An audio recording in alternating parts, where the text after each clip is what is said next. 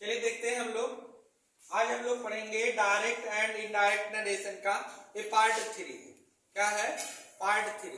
इससे पहले जो है हम पढ़ा चुके हैं डायरेक्ट इनडायरेक्ट। पहले नरेशन किसे कहते हैं ये पढ़ाया गया, फिर उसके बाद नरेशन के कितने भाग होते हैं ये पढ़ाया गया, फिर डायरेक्ट से इनडायरेक्ट में बदलने के नियम बताए गए हैं, जिसमें से 3 या 4 नियम हुए थे। ठीक है, 3 नियम हुए थे। अब जो है हमें चौथा नियम पढ़ना है सर्वनाम में परिवर्तन का। क्या पढ़ना है? सर्वनाम में परिवर्तन का। तो चौथा नियम क्या है?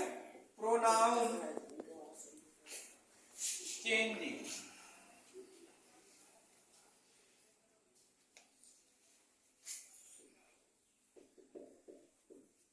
प्रोनाउन चेंजिंग यानी सर्वनाम में परिवर्तन। सर्वनाम में परिवर्तन। देखिए, सर्वनाम में परिवर्तन के लिए सबसे पहले हमको पता होना चाहिए कौन किस पर्सन का सर्वनाम है। ठीक है, तो पहले हम प्रोनाउन का एक स्ट्रक्चर बनाएंगे।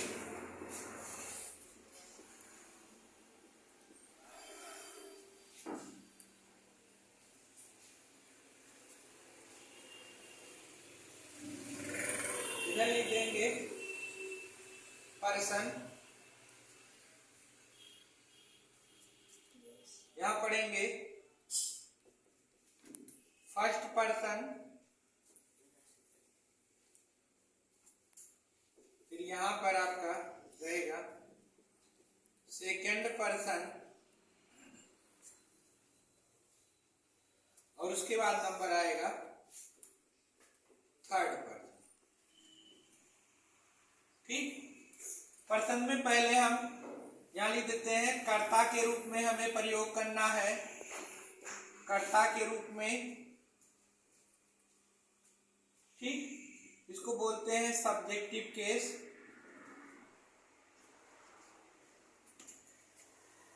और एक पॉजेसिव केस, यानी ये हो जाएगा अपना के अर्थ में प्रयोग होता है। अपना के अर्थ में।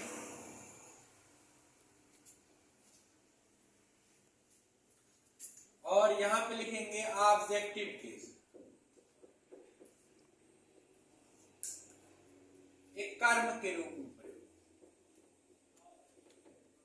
कर्म के रूप में प्रयोग, ये जानना जरूरी है, तब हम डायरेक्ट से इनडायरेक्ट में सर्वनाम में परिवर्तन पढ़ पाएंगे। चलिए देखते हैं। फर्स्ट पर्सन में 2 प्रोनाउन आते हैं, आई और वी। आई मीन्स होता है मैं, और वी मीन्स होता है हम। ठीक है, आई का पॉजेसिव केस माई होता है, और माई मीन्स होता है मेरा, और वी का पॉजेसिव केस आवर होता है, आवर मीन्स होता है हमारा। ठीक, आई का ऑब्जेक्टिव केस मी होता है, मी का अर्थ होता है मुझे, और वी का ऑब्जेक्टिव केस जो है अस होता है, अस का अर्थ होता है हमें। ठीक, सेकंड पर्सन में केवल एक ही प्रोनाउन आता है। सेकंड पर्सन में कितने प्रोनाउन आते हैं? केवल एक ही प्रोनाउन आते हैं। ये है आपका यू। क्या है? सेकंड पर्सन में केवल एक ही प्रोनाउन आते हैं। क्या है? यू मीन्स क्या होता है? तुम। इसका पॉजेसिव केस जो होता है, यानी अपना के अर्थ में योर, तुम्हारा, और ऑब्जेक्टिव केस भी यू ही होता है, इसका अर्थ होता है तुम्हें। ये ध्यान देना है, यही याद रखेंगे तो कोई दिक्कत नहीं होगी। फर्स्ट पर्सन में कौन कौन से प्रोनाउन आते हैं? आई और वी। आई मीन्स मैं, आई माई, ऐसे याद करना, आई माई, वी आवर अस। कैसे याद करेंगे? वी आवर अस। और यू योर यू। कैसे याद करना है? You your you. ठीक, चलते हैं थर्ड पर्सन की तरफ। थर्ड पर्सन में ही आता है, ही मानेवा, ये पुरुष के लिए प्रयोग होता है। सी, ये विवाह आपका होता है। एक स्त्री के लिए प्रयोग होता है। ही सी इट, ये बेजानदार चीज के लिए होता है। बेजानदार मतलब निर्जीव, कह सकते हैं निर्जीव, निर्जीव। ही see it they, they means होता है वे, ठीक है। ही सी इट, चलिए समझते हैं। ही वह, ही का पॉजेसिव केस होता है हिज, हिज मतलब होता है उसका। सी का पॉजेसिव केस होता है हर का तात्पर्य होता है उसकी।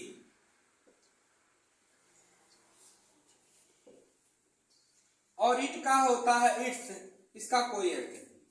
ते का their, THEIR, their, their means होता है उनका या उनकी, ठीक। ही के ऑब्जेक्टिव केस पे चलते हैं। ही का ऑब्जेक्टिव केस होता है हिम, हिम मीन्स उन्हें, उसे, हर का भी उसे।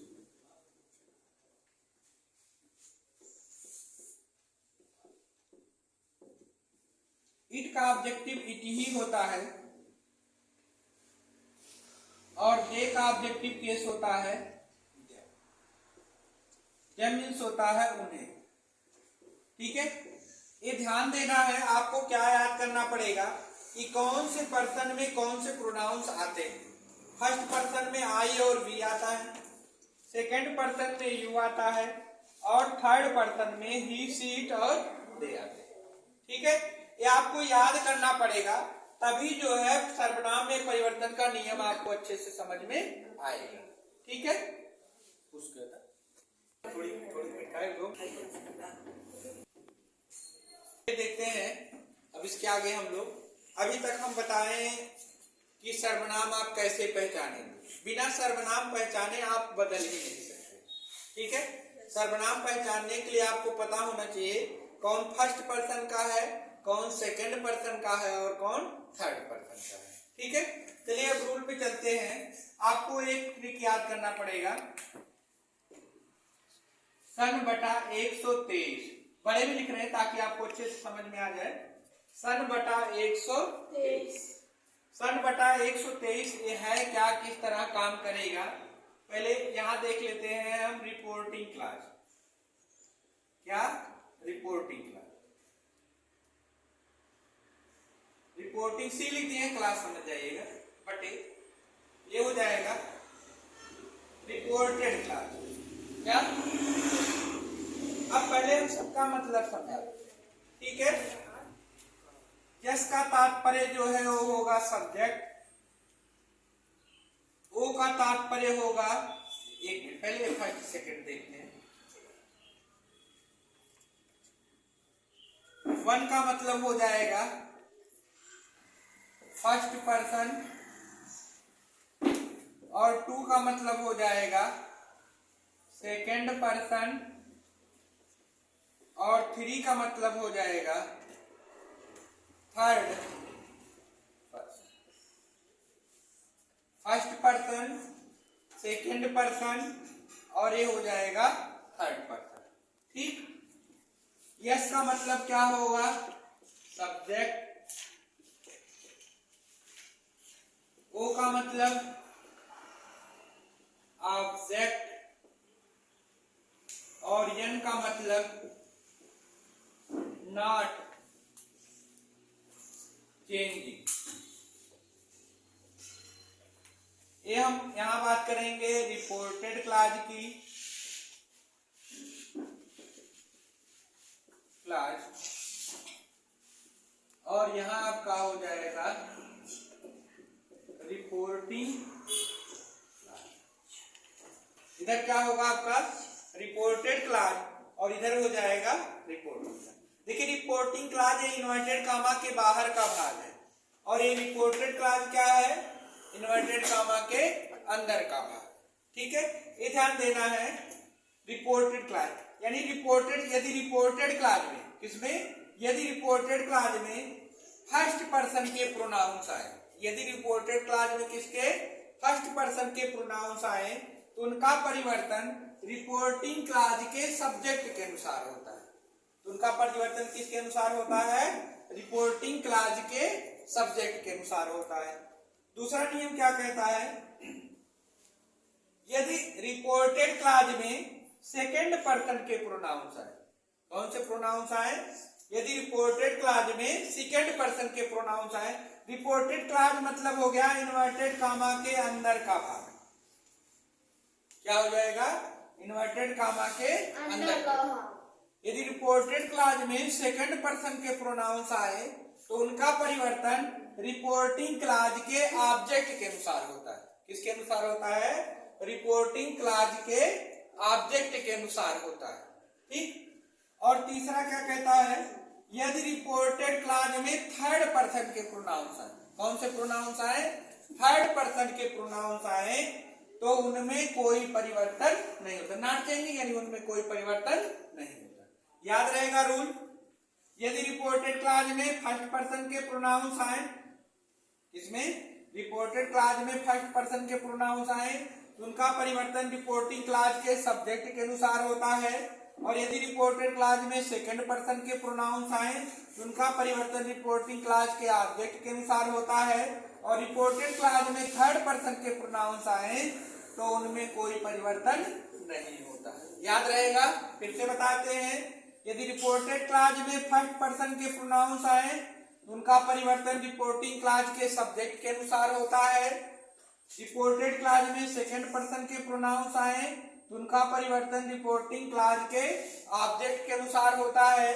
और यदि रिपोर्टेड क्लॉज में थर्ड पर्सन के प्रोनाउंस आए तो उनमें कोई परिवर्तन नहीं होता है।